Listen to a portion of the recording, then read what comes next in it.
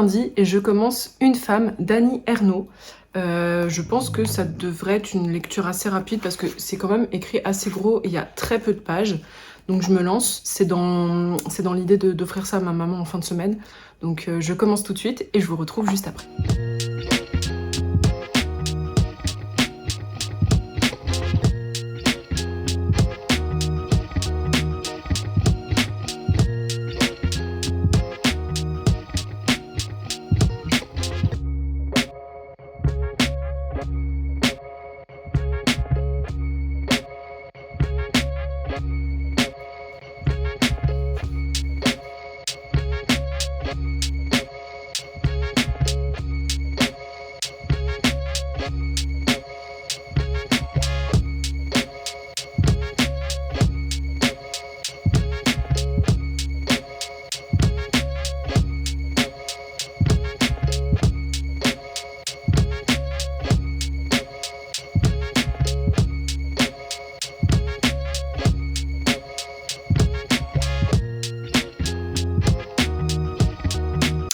J'ai fini Une femme d'Annie Ernaux et je suis un peu perdue.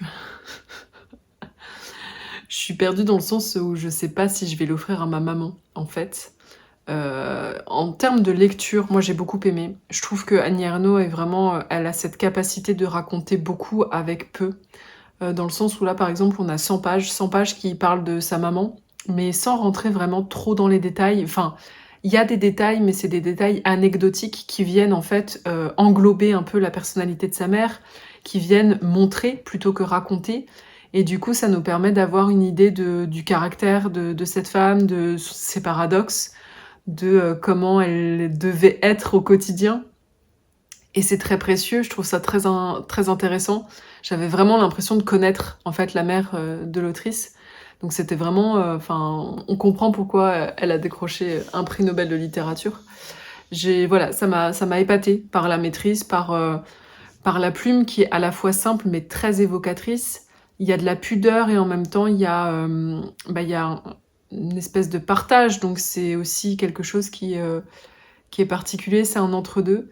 Et en fait, là où j'ai un souci, c'est que je suis pas sûre que ce soit le livre que je voudrais passer à ma mère dans cette période, parce qu'en fait, il est surtout question du deuil d'Annie Ernaux. Elle écrit en fait pour justement accepter la mort de sa maman, qui est morte d'Alzheimer. Et je me dis que c'est à la fois trop proche et trop éloigné de notre situation. Et j'ai peur que ce soit pas forcément le livre qui fera du bien à ma maman. Dans le sens où c'est vraiment une histoire d'impuissance par rapport à la personne que sa mère est devenue sur la fin de sa vie. Et, et je pense que ma maman, elle est pas là, en fait. Et je sais pas. Je suis pas sûre que ce soit une très bonne idée de lui offrir, ou en tout cas pas sans explication. Je suis perturbée, je sais pas quoi faire. Je pense que je vais prendre quelques jours pour y réfléchir. Mais là, je sais pas du tout quoi faire à ce sujet. Ça me laisse sans voix. Le livre est vraiment très bien. Et je pense que dans d'autres circonstances, je l'aurais probablement offert à ma maman. Mais là, j'arrive pas à savoir si ça va lui faire plus de mal que de bien, en fait. Donc, gros point d'interrogation. Petite parenthèse quand même sur ce livre. Je sais pas quand est-ce qu'il a été écrit. Si, en 86. Il a été écrit en 86 et du coup, 86-87, juste après le décès de la maman. Et je tiens à signaler qu'il y a le N-word à un moment donné. Donc si jamais c'est quelque chose qui est difficile pour vous, voilà, vous êtes prévenus. Mais du coup, c'est vrai qu'en dehors de ça, non, ça m'a impressionnée. Je pense que l'autrice est vraiment très très forte dans ce qu'elle évoque. Ce sera pas son dernier que je lirai, et je pense que j'ai bien fait de la découvrir sur le tard.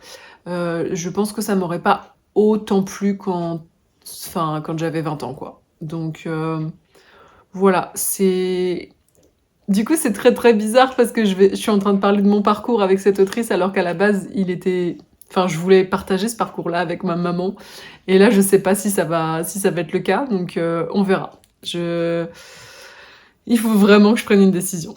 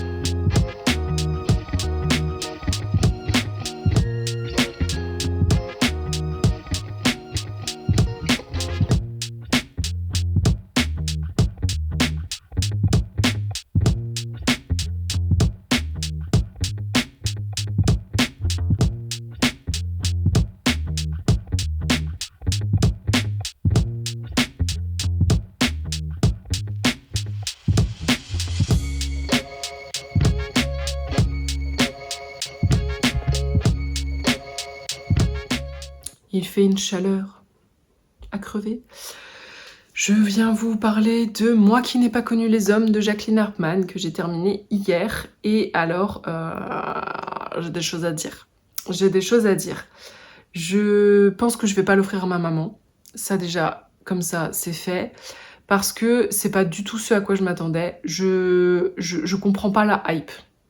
Désolée si vous l'avez aimé, vous l'avez lu, mais du coup on peut en parler en commentaire, dites-moi pourquoi, parce que moi je vous avoue que là, le livre est sorti en 95, et si j'avais pas su qu'il était sorti en 95, je pense que je l'aurais daté des années 50 ou 60. Vraiment. Parce que il est vraiment très vieillot, que ce soit dans la plume, que ce soit dans le discours, enfin il y a des choses, ou alors c'est fait exprès, l'autrice a voulu faire un truc intemporel, mais pour moi il est vraiment daté des années 60-70 grand max, avec cette histoire de début d'émancipation des femmes. Elle parle de sténodactylo. C'est un très très vieux métier ça. Elle a des discours qui sont très... alors il y a un discours qui est assez classiste. La jeune femme, parce que oui, pardon, l'histoire. Donc en fait c'est une jeune femme qui se retrouve enfermée avec 39 autres femmes dans une cave et dans une cage, dans une cave. Et en fait elles sont là, elles savent pas pourquoi, elles savent pas depuis combien de temps, elles savent pas dans quel but, enfin elles savent rien. Elles sont surveillées par des gardes qui tournent régulièrement. Et en fait, les gardes, pareil, leur adressent pas la parole, leur adressent pas un seul regard. Elles ont la nourriture qui leur est fournie, elles ont leurs besoins basiques, on va dire, et essentiels qui sont couverts. Mais en dehors de ça, elles ont rien, elles ont pas le droit de se toucher, elles ont pas le droit de montrer des émotions trop fortes. Donc si elles pleurent un peu trop, il y a le fouet qui claque à côté d'elles. Si elles s'engueulent, si elles se blessent, etc., c'est pareil. Et du coup, donc elles apprennent à faire communauté. Et en fait, il y a une espèce de schisme qui se fait entre cette jeune femme qui, elle, a grandi dans cette cage puisqu'elle a été enfermée dans la petite enfance, et toutes ces autres femmes qui se souviennent du monde d'avant. Et donc il y a voilà une espèce de colère de la narratrice d'être mise à l'écart, d'être exclue, parce que les femmes n'ont pas forcément envie de se rappeler. Elles se disent que ça sert à rien d'apprendre des choses à cette gamine. Et du coup, elle, la gamine qui est vraiment avide de savoir, est très en colère parce elles ne lui permettent pas d'avoir au moins ça.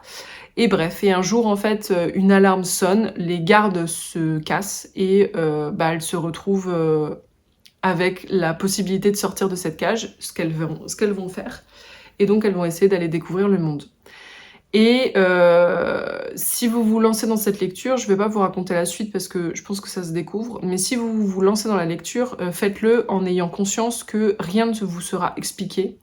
Et je vous dis pas ça en mode l'autrice ne prend pas son lectorat par la main et c'est à nous de faire l'effort. Non, non. Je vous dis ça en mode elle n'explique rien. C'est fait exprès, elle l'assume. Elle le dit d'ailleurs, ça, on sait pas pourquoi et on ne saura jamais. Basta. Donc il y a un côté un peu réaliste. On se dit effectivement, dans une situation comme ça, peut-être que nous non plus, on n'aurait pas eu de réponse à nos questions. Mais quand on lit un livre, je sais pas, je pense qu'on a envie d'avoir quelques réponses quand même.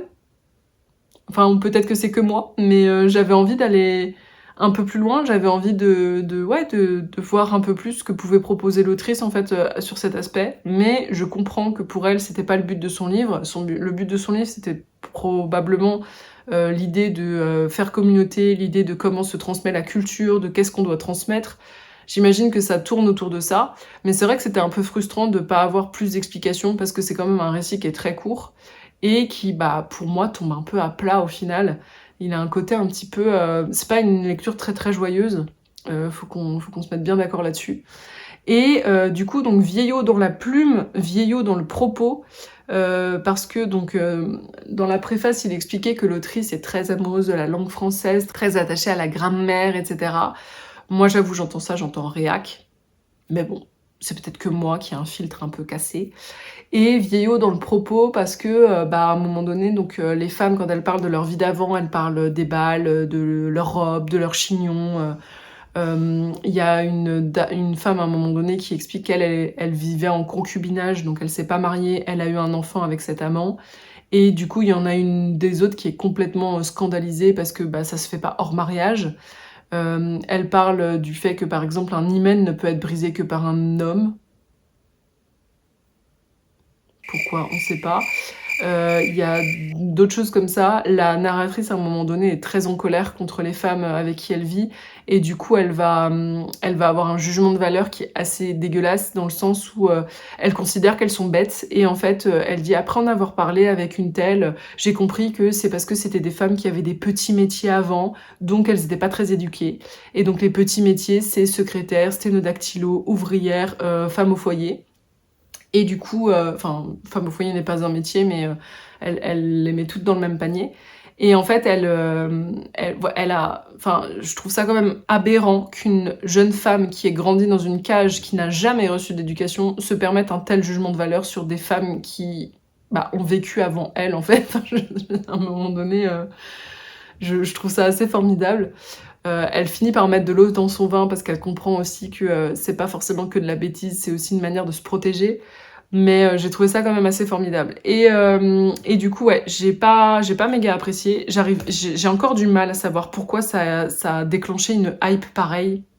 J'ai pas l'impression que c'était vraiment le meilleur de ce que les années 90 avaient à nous offrir, très honnêtement. Je sais pas. Je vois pas vraiment où est le livre féministe incroyable que tout le monde cite. Enfin, j'ai lu des dystopies féministes franchement bien plus intéressantes. Là, je suis perplexe. Et du coup, j'ai pas très envie de l'offrir à ma maman parce que je vois pas l'intérêt. Je pense qu'en plus, ça va se faire chier parce que... Ah oui, ça, c'est très déroutant aussi. C'est un livre qui n'a aucun chapitre. Je sais que je vous ai dit ça la dernière fois et quand je l'ai ouvert, on était tombé sur un chapitre, mais là, regardez. Il y a aucun chapitre. C'est d'une traite. C'est très perturbant. C'est très chiant pour arrêter sa lecture et la reprendre aussi, sachez-le. Et du coup, je suis pas sûre que ce soit vraiment un livre pour ma maman. Je pense qu'elle va s'en kikiner. Je pense qu'elle va être très très frustrée aussi.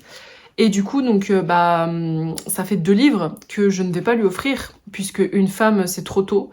Je le garde quand même. Lui, je le garde parce que je vais lui offrir peut-être plus tard. Mais je le garde, mais pas tout de suite. Et moi qui n'ai pas connu les hommes, honnêtement, je suis super déçue. Donc, j'aurais peut-être dû les lire autrement avant de les acheter. Bon, ce qui est fait est fait. Et du coup, je vais lui offrir 2 autres livres que j'ai pas encore été chercher. Je vais aller les chercher demain, quand il fera un tout petit peu moins chaud. Je vais aller les chercher demain. Ce sera du coup L'Art de la joie de Goliarda Sapienza, qui est un livre que j'ai lu moi il y a quelques années. Enfin, quelques années, c'est il y a pas si longtemps, mais je l'ai lu il y a quelques temps, et en fait, sur le coup, je l'ai aimé, mais sans plus. Sauf que il me reste dans la tête. Et en fait, j'ai l'impression qu'il mûrit en arrière-plan, parce que plus j'en parle et plus j'y pense, et plus je me dis, mais en fait, il était vraiment très bien ce livre, il y avait plein de choses à proposer. Et ça m'enthousiasme particulièrement de le partager avec ma maman. Parce que du coup, donc L'Art de la joie, c'est la vie de Modesta, qui est une jeune femme sicilienne, et je crois que ça commence dans les années 1900. Et en fait, on va suivre tout au long de sa vie, et c'est une femme... alors, j'aime pas trop l'expression, ça fait un peu New Age, mais c'est une femme qui a l'esprit libre, dans le sens où elle se bat contre les conventions, elle se bat contre le gouvernement, contre les fascistes, etc. Elle est... Alors, je sais plus si elle est communiste ou anarchiste, peut-être même les deux. Et en fait, elle est très dans la communauté, dans l'accueil, dans l'ouverture au monde. Elle est bisexuelle et en fait, elle va parler des petits drames comme des grands drames, de comment elle a été résiliente tout au long de sa vie pour s'en sortir. Et c'est vraiment un chouette bouquin. Et je pense que du coup, pour le coup, il est vachement féministe. Et pour le coup, je pense que la discussion avec ma maman sera beaucoup plus intéressante sur L'Art de la joie que sur Moi qui n'ai pas connu les hommes. Donc je pense que je vais partir là-dessus. Et le deuxième livre, là j'avais envie de partir sur quelque chose d'un peu plus léger parce que je me suis rendu compte que je lui avais offert que des livres déprimants. L'Art de la joie le sera un peu moins, mais il y a quand même... Enfin, c'est quand même blindé d'épreuves un peu difficiles, donc voilà. Mais du coup, je vais essayer de lui offrir quelque chose d'un peu plus joyeux. Et en fait, j'ai mon amie bibliothécaire qui m'a conseillé L'inconnu du portrait de Camille de Peretti, qui a priori eu un gros succès, a remporté pas mal de prix. Et je pense que c'est le genre de lecture qui peut tout à fait faire passer la pilule entre 2 livres un peu plus intenses dans ce que je lui ai offert. Donc voilà, donc je pense que je vais partir là-dessus. Je vais aller en librairie demain pour acheter ça. Et du coup, voilà. Donc là, moi, j'ai fini mes lectures obligatoires. Et je vais me lancer dans une nouvelle lecture de ma palle, C'est Le désir dans la cage d'Alyssa Wens et en fait ça raconte l'histoire de Mel Bonis qui est une compositrice et qui a été a priori, qui a eu une vie un petit peu enfermée comme on peut le voir. J'en dis pas plus parce que j'ai pas envie de me spoiler et parce que j'ai envie de découvrir l'histoire et donc je vous reprends après.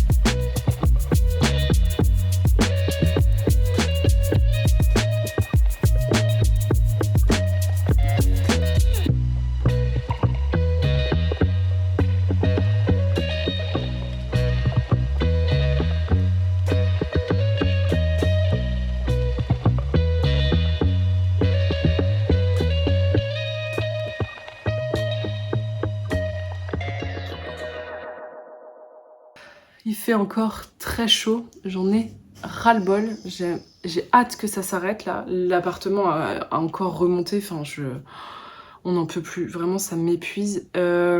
J'ai pas filmé hier parce que du coup donc j'étais à l'anniversaire de ma maman chez mes parents et je lui ai offert donc les livres que j'avais prévus et elle a été très enthousiaste à l'idée de lire des livres que j'ai bien aimés.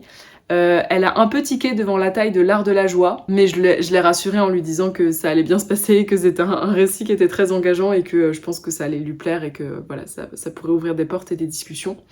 Elle a rigolé aussi devant On ne peut pas accueillir toute la misère du monde. Elle m'a dit bon. Voilà, donc je pense qu'on va pouvoir discuter de tout ça quand elle s'y sera mise. Et moi je viens vous parler du coup du désir dans la cage d'Alyssa Wens que j'ai terminé. Je m'attendais pas à le dévorer en une seule après-midi, mais je l'ai fait.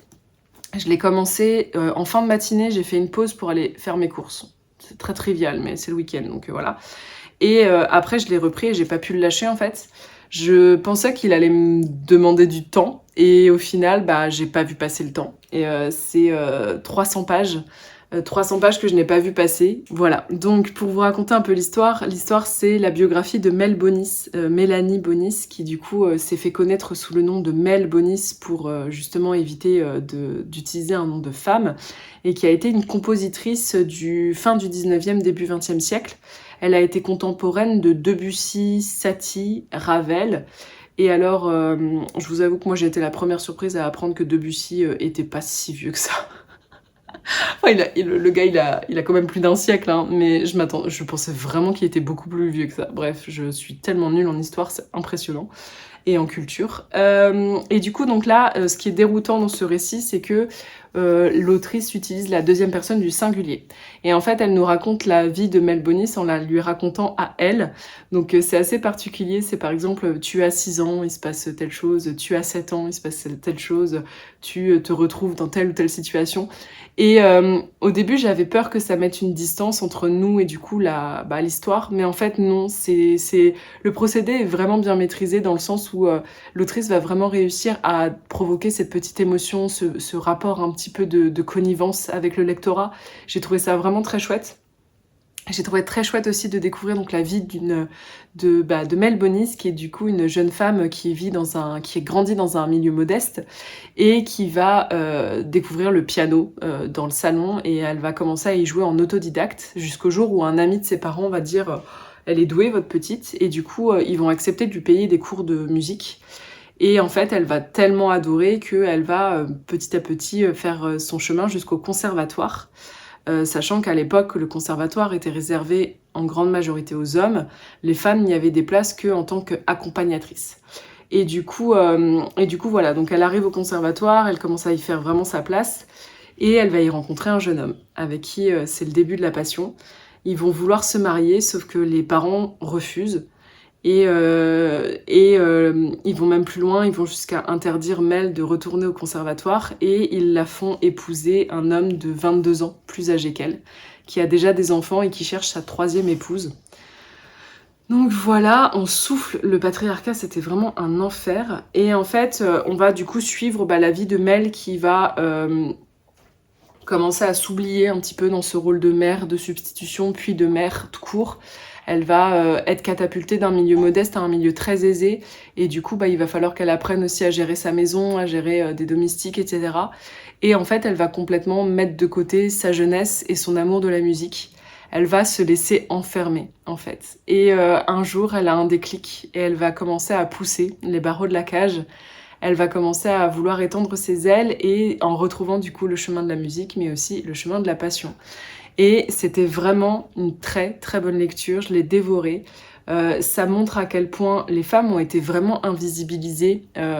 Je trouve ça formidable que à notre époque, on ait des travaux de maisons d'édition, par exemple, qui se battent pour redorer un peu le blason des femmes qui écrivaient à l'époque de Victor Hugo, d'Émile Zola, de tout ce que vous voulez, qu'on n'a jamais connu. Et bah là, c'est un peu pareil. C'est du coup des personnes qui se battent pour qu'on revalorise des femmes qui ont été oubliées. Parce que tout le monde connaît Debussy, tout le monde connaît Ravel, mais personne ne connaît Bonis. Et c'est ça qui est dommage, parce que a priori, elle était aussi douée que ses pairs. Elle va parler aussi en fait, c'est un roman qui est féministe, puisque du coup, ça parle de la place de la femme, ça parle aussi des préjugés qu'on peut avoir sur les compositrices femmes, ça parle de comment on peut voir le succès, de comment on est enfermé dans des conventions et comment on fait pour essayer de s'en sortir, quels sont les drames familiaux du coup qui occurrent à cause de ça. Et du coup, voilà, c'était vraiment très chouette. J'ai beaucoup aimé ma lecture. J'ai pas tiré ma petite larme, mais il y a un moment donné, c'était pas très loin quand même. Si ça vous intrigue et si vous avez envie d'en découvrir un peu plus, franchement, faut pas hésiter. L'autrice explique à la fin qu'elle s'est basée en partie sur les écrits de Mélanie Bonis, justement, qui ont été publiés par sa fille en 1974. Et j'avoue que je suis un peu curieuse, et si je tombe dessus, j'essaierai peut-être de les lire, parce que j'ai envie de savoir quelle est la part un petit peu romancée, et quelle est la part qu'elle a pu tirer des écrits en fait de la compositrice. Et du coup voilà, donc c'était vraiment une chouette lecture, je vous la conseille. Je suis très contente de l'avoir découverte, c'était grâce à Paper Palace dans sa vidéo où elle avait vraiment été dithyrambique sur cette lecture qui l'avait vraiment passionnée. Et ben je suis très contente d'avoir plongé suite à cette recommandation. Et je vous laisse là-dessus.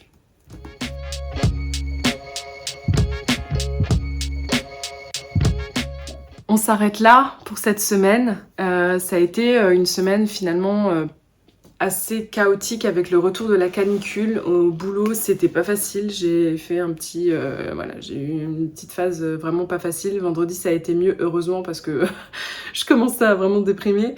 Et du coup, ouais, le retour de la chaleur, ça aide vraiment pas. Je suis contente quand même parce que j'ai réussi à retrouver un rythme de lecture qui me convient. qui me correspond plus surtout. Et donc ça me donne envie de continuer à lire et d'écluser cette pile à lire qui stagne et qui va même se renforcer. Ça, je sais pas si j'aurais dû vous en parler, mais je pense que vous avez compris que je suis vraiment très très mauvaise élève. C'est... Je sais pas si c'est la reprise du travail, la canicule, tout cumulé, mais j'ai recommencé à acheter des livres en fait, et du coup je tombe dans ce cercle vicieux. Tout le monde m'avait prévenu, hein, mais j'ai voulu faire semblant de croire que je pouvais être plus forte que ça. Donc voilà, je vais essayer de me reconcentrer et de vraiment avancer cette pile à lire. J'ai déjà prévu les lectures que je voulais faire pour cet automne, pour ma grosse vidéo de l'automne. Donc il y a au moins ça qui est mis de côté. Mais tout le reste, par contre, ça va pas se lire tout seul, quoi. Donc il va vraiment falloir que je m'y mette. Et du coup, voilà. Donc là, je vais monter ma vidéo. Comme ça, je pourrai vous la poster demain. Et puis, bah, on se retrouve sans doute la semaine prochaine pour un nouveau vlog. Et d'ici là, bah, prenez soin de vous. Salut!